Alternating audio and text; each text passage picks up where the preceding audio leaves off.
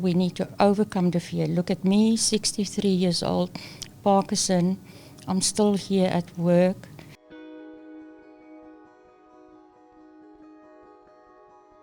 So my name is Lorna.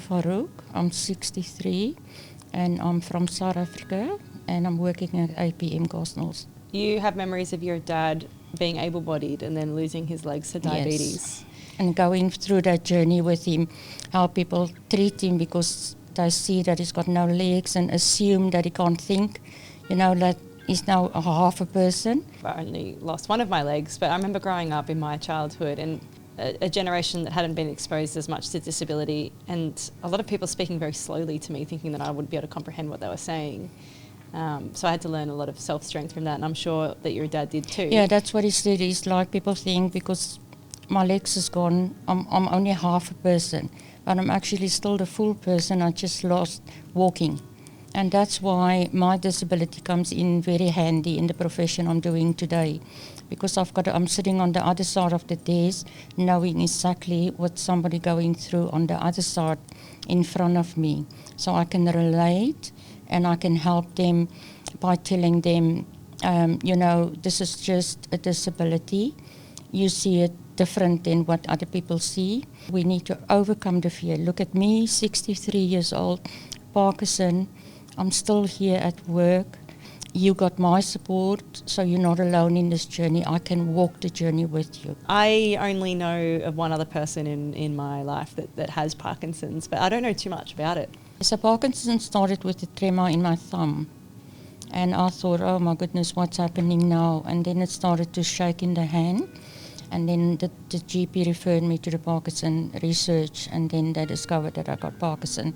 That experience of being diagnosed with Parkinson's disease for the first time, how did it feel when you heard those words that you were facing, the rest of your life with a disability and you're not necessarily sure how that disability is going to progress? Yeah. It was shock. It was a big shock, but it shocked me on a different way. It was like it left me without a feeling.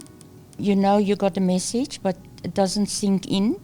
It took me a couple of months before I really realized now it's not going to go away. What are some of the things that you have learnt about yourself since being diagnosed with Parkinson's disease that makes you not only better at your role at APM, but also has contributed positively to your life? You change your way of thinking.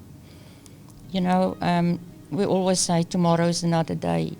So I live now my day as today because I don't know what's happening tomorrow. If you get yourself out of that shock and depression and anxiety of what's next, so just accept it. My advice to people, accept what happened. You got a card, you have to deal with that card now. I'm always fascinated to hear about the experiences of people that do acquire the disabilities later on. I was only 3 years old when I lost my leg to cancer, and so I've grown up. I did know what it was like to be able-bodied, but I don't actually have too many memories of that. As someone who has acquired the disability later on, what kind of strategies did you use to be able to accept that and then say, I've been dealt with this card, let's do something? It's very, very scary, the journey.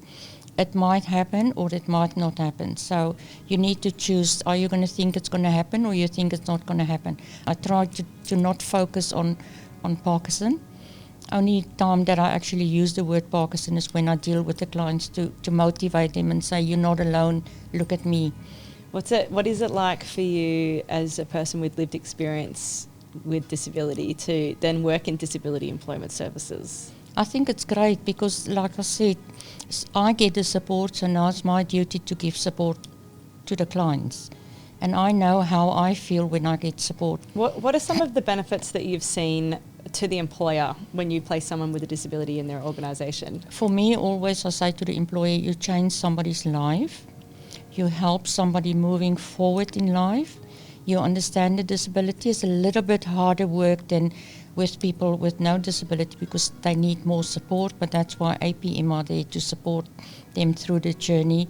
If an organisation was to come to APM and say, I would love to have somebody with a disability come and work for us, what advice would you give them? What would the first step for them be to take? say, you're going to have people that's loyal. You're going to have people that really want a second chance in life. You're going to give that second chance. They're going to change their lives. A little bit of hard work, but we will work together and we will get them across the line. And how do you feel working for a workplace that's so inclusive as well? Like I said, I'm proud working for APM, and there's not enough words to say thank you for what APM is actually doing for the clients and for the employers. I mean, everybody experiences it differently, but I can talk about it because I experience it myself.